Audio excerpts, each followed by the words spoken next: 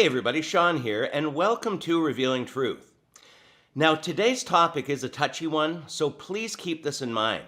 But a report and admission of Robert Morris's moral failure has recently been made public.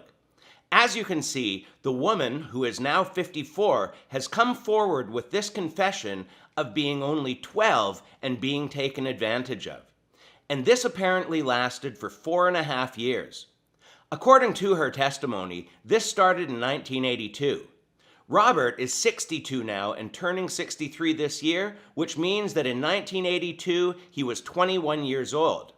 And if this happened for over 4 years, that means it happened until the age of 25. At this time, he was a pastor at Shady Grove Church, which is now his church called Gateway.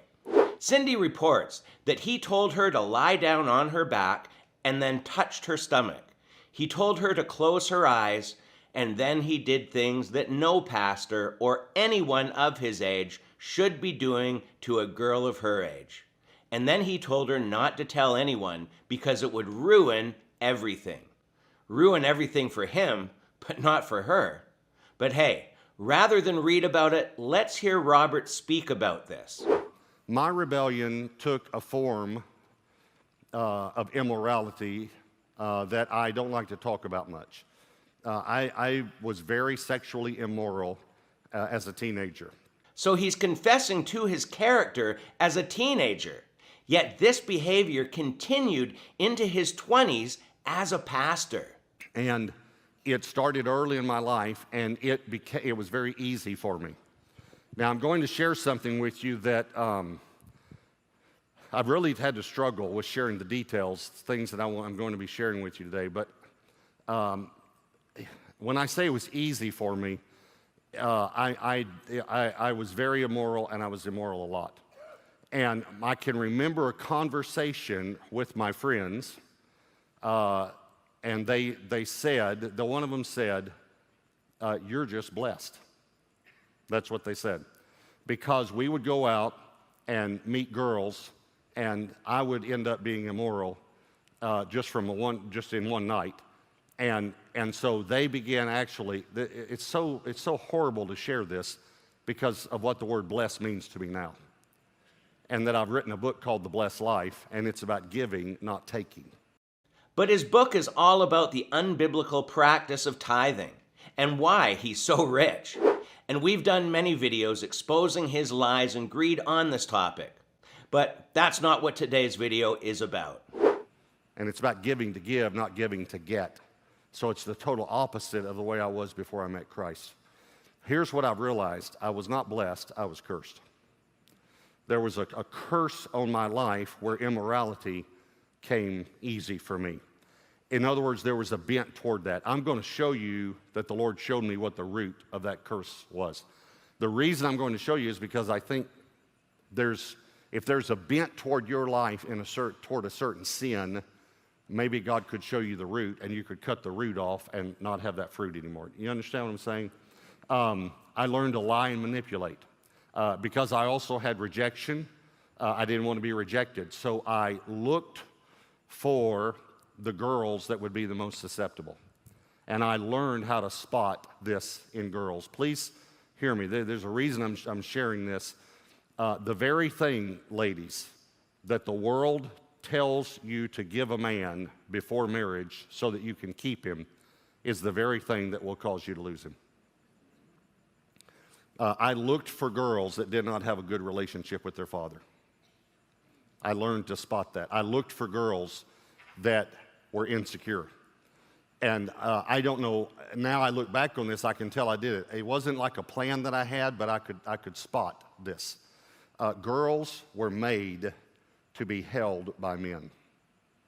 And if they are not held, if that need is not met in a healthy way by their father, they will meet it in an unhealthy way. But you need to understand that if a man does not respect you, he cannot love you. He cannot love you. As a matter of fact, fulfilled lust turns to hate.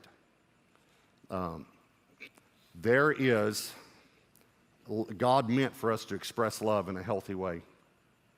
Because of the lust that was in my life, It has taken years for me to get over the images and the things that I saw that no person should have ever seen.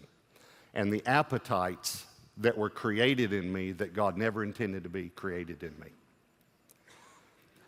Please understand that when God says don't, there's a reason. And I'll just give you one quick so that hopefully you'll understand this. In order to have premarital sex, you have to sneak around to do it. And you have to lie, and you have to be deceptive, and you have to be manipulative. For instance, let me just take a teenage couple. When the teenager's about to go out and the parents say, "Where y'all going tonight?" They don't say, "We're going to have sex." So they have to lie. And then when they come back, where'd you go? What'd you do? They have to lie. So you learn to lie. You learn to be deceptive. And what he's doing is describing himself. And you get this feeling in you of adrenaline rush, because you're doing something that you shouldn't be doing. But once you get married, you don't have to sneak around anymore. But you've developed an appetite for sneaking around sex that sex in marriage can never satisfy that appetite, because you don't have to sneak around. And this is why a man will begin to talk to someone at the office and begin to flirt, and he is satisfying, and I'm going to say this in a very strong way, but he's satisfying an appetite that you created in him. And I'm not saying that it's right, but I'm trying to get you to understand how important it is not to create an appetite in someone before your marriage. Don't stir up love before it's time, Song of Solomon says. And what will happen is this man will begin to have an affair, and now he's sneaking around. And he'll begin to feel like with her like he felt with you before you got married. And he associates that feeling with love. So he'll begin to think that he loves her and not you. So he divorces you, marries her, and guess what? He doesn't have to sneak around anymore. This is why many men will say, it's just not the same. It's just not the same. And then they will bring things into their sex life that God didn't intend to try to spice it up, quote unquote, and it's not the same. Because you create an appetite. I'm telling you that my wife and I, we had to deal with things that we should not have had to deal with because of my sin. And I asked the Lord after I got saved, God, what was the root? Why? You know, they said I was blessed. I know I wasn't blessed. I was cursed. Multiple affairs. So that's Robert confessing to his character as a teenager. And here's a very recent statement from the elders at Gateway Church. They say he's been open about his moral failure in his 20s before starting Gateway Church. But as we saw before, he was already a pastor before he started Gateway. So it doesn't matter if this was before he started Gateway. And he stepped down from ministry for only 2 years and then was put back in ministry with the full blessing of the elders and her father. I can't even imagine how devastated this poor girl must have felt if her dad thought it was okay for Robert to be a pastor again after doing that to his own daughter. Now, Robert says it was kissing and petting, but no intercourse. And that may be true.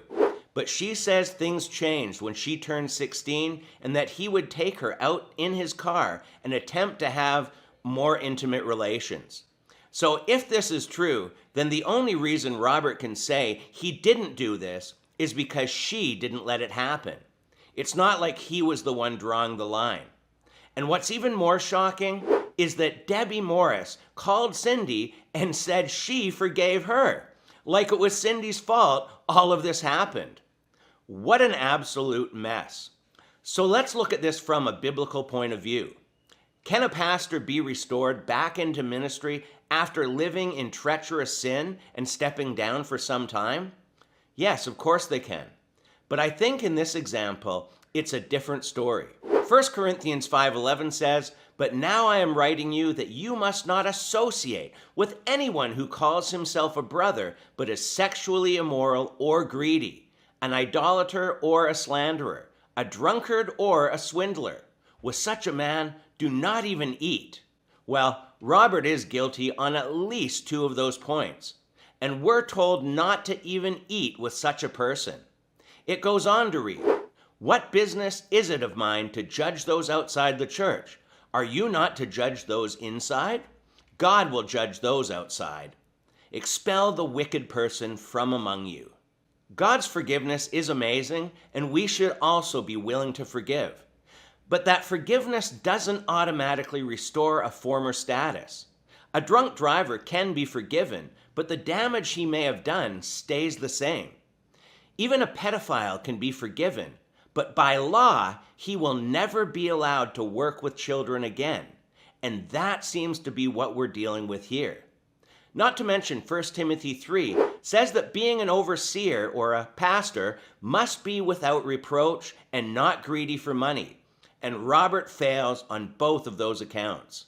So biblically and legally, Robert should not be allowed to pastor a church. Yet the Gateway elders don't seem to see it that way. Yes, pastors can be forgiven and restored at certain times, but I don't see that as being a possibility in this case. But what about you? Please leave your thoughts on this matter in the comments below, and until next time, take care and God bless.